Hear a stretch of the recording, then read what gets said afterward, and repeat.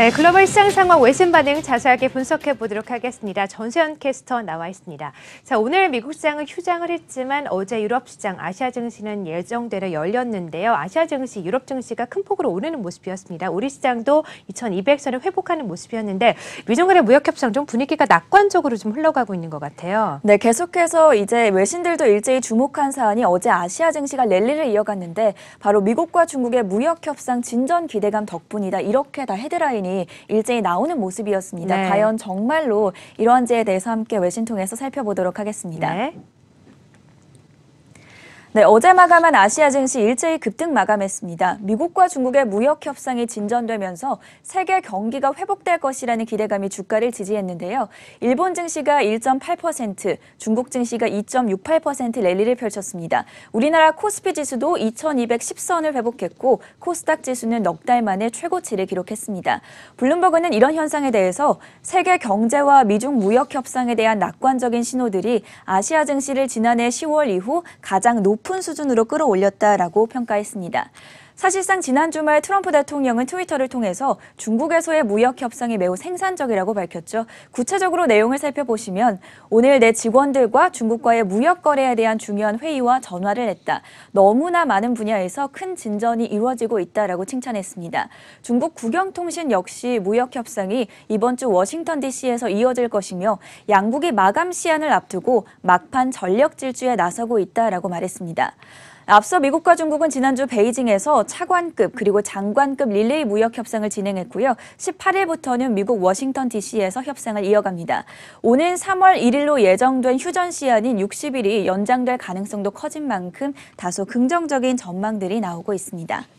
네, 자, 살펴주신 것처럼 지난주에 이제 고위급 회담이 이어졌고 이번 주에 차관급 회담이 예정되어 있으면서 시장의 분위기가 낙관적으로 흘러가고 있는데 이 트럼프 대통령의 성격상 낙관적인 분위기만 전해질 것 같진 않거든요. 어떻습니까? 네, 이 포브스에서 좀 반대론적인 시각을 내놔서 그렇군요. 제가 그 기사를 가져와 봤는데요. 네. 미국의 결국에는 중국에 25%의 관세를 부과할 네. 것이다. 이런 전망들도 나오고 있습니다. 함께 네. 살펴보시죠. 네, 미중 무역 협상이 타결될 것이라는 낙관론이 우세한 가운데 결국에는 협상이 중단되고 미국이 중국에 25%의 추가 관세를 부과할 것이라는 주장이 나왔습니다. 지금 제목이 상당히 강렬한데요. 중국 25% 관세에 대비하라고 경고하는 모양새입니다. 미국 포브스는 트럼프 대통령이 지난 15일 백악관 로즈가든에서 연 국경장벽 관련 기자회견에서 협상 마지막 단계에 민주당 소속인 낸시 펠로시 하원 의장과 척 슈머 민주당 상원 원내대표를 참여시키겠다고 밝힌 것에 주목했습니다. 펠로시 의장과 슈머 원내대표는 대중외교 강경파로 꼽히는데요. 펠로시 하원 의장은 1990년대 후반 중국이 WTO에 가입하려고 했을 때 대표적으로 반대했던 인물이고 슈머 원내대표는 중국의 추가 관세 부과를 찬성하는 입장입니다. 신문은 최후 협상단에 이 두 명을 넣자는 의도 아무래도 로버트 라이트하이저 미국 USTR 대표의 생각인 것 같다고 전했는데요. 현재 미중 무역 협상을 진두지휘하는 라이트하이저 대표는 대중 추가 관세 부과를 찬성하는 대표적인 강경파입니다.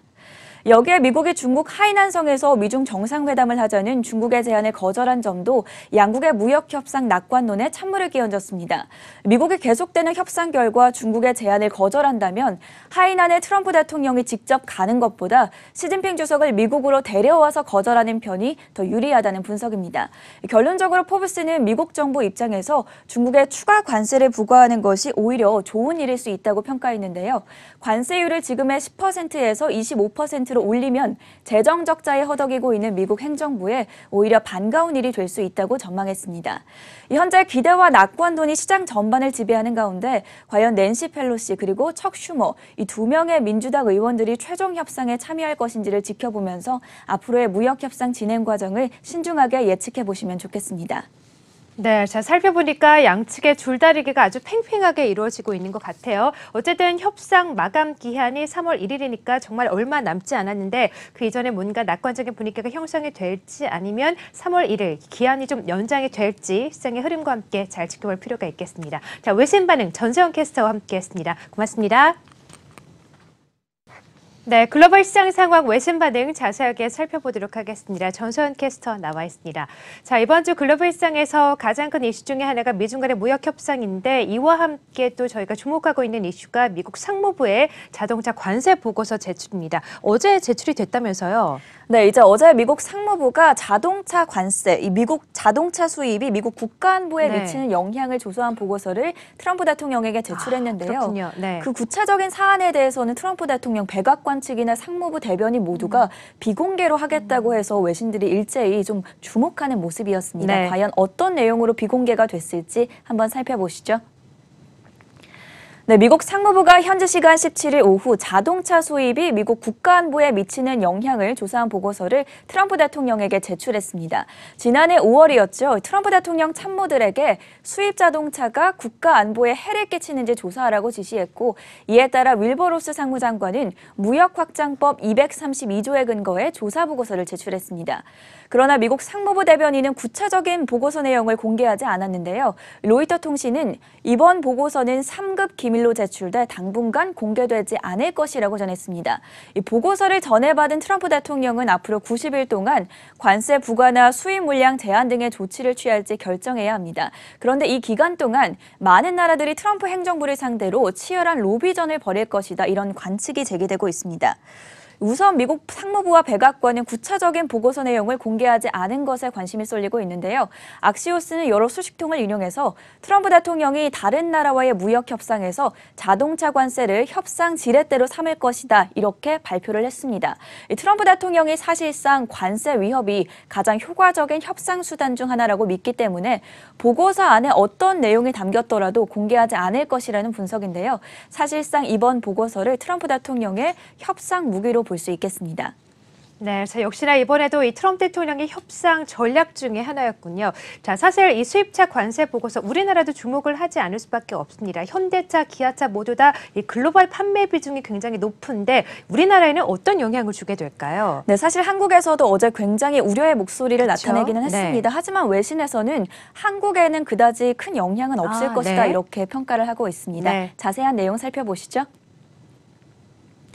네, 미국 자동차 업계가 먼저 상무부의 발표에 강력히 반발했습니다. 업계에서는 이번 보고서에 완성된 자동차와 부품에 20에서 25%의 관세가 매겨지거나 신에너지 자동차, 자율주행 자동차, 그리고 인터넷 커넥티드카 같은 일명 ACS와 관련된 부품과 기술을 겨냥한 관세가 포함됐을 가능성을 높게 보고 있습니다.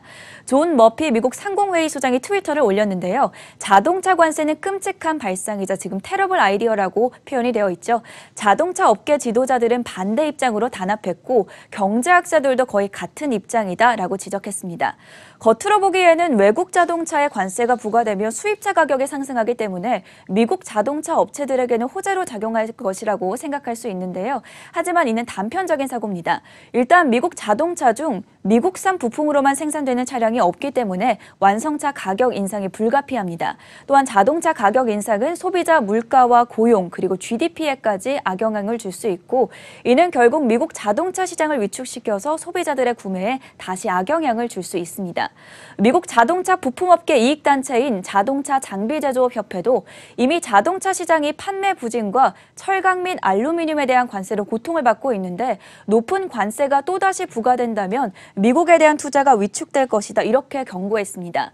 MEMA는 성명을 통해서 관세가 적용된다면 새로운 자동차 기술 개발과 시행은 미국이 아니라 해외로 빠져나갈 것이라고 지적했습니다. 한편 미국이 관세를 부과한다면 미국의 최대 자동차 수입국인 유럽연합과 일본이 가장 큰 피해를 볼 것으로 지금 예상이 되고 있습니다. 하지만 한국에 미칠 영향도 배제할 수가 없는데요. 당장 유럽연합은 미국 상무부의 자동차 관세 보고서에 반발하면서 신속하고 적절하게 대응할 것이라고 밝혔습니다. 블룸버그가 이에 대해서 좀 재미있는 논평을 내놨는데요. 트럼프는 독일을 잃기 전에 당장 멈춰라라는 제목을 살펴보고 계십니다. 그러면서 매체는 이번 수입차 관세로 인해서 미국과 독일의 관계가 2차 세계대전 이후만큼 냉각될 수 있다라고 지적을 했습니다. 다만 한국 같은 경우 지난해 미국과 FTA 개정 협상을 한 바 있기 때문에 이번 보고서에서는 면제를 받을 것이라는 분석이 우세합니다. 한국은 미국에 수출한 한국산 픽업 트럭에 대한 관세를 20년 연장하는 등 미국의 요구사항을 충분히 들어줬기 때문에 이번 수입차 관세 조치를 피해갔을 것이라는 긍정적인 관측도 나오고 있습니다. 앞으로 보고서 내용이 미국 언론을 통해서 조금씩 공개될 가능성이 큰데요. 상황을 지켜보면서 대응하시는 게 좋겠습니다. 네, 어쨌든 우리나라에 미치는 영향이 제한적이라고 하니까 그나마 다행인데 어쨌든 자동차 관세 부과 또 미국과 중국 간의 무역 전쟁 승자도 패자도 없는 치킨 게임 아닙니까? 과연 누구를 위한 싸움인지 누가 승자가 될 것인지 좀 궁금해지기는 하네요. 자, 외신 반응 전세영 캐스터와 함께 살펴봤습니다. 고맙습니다.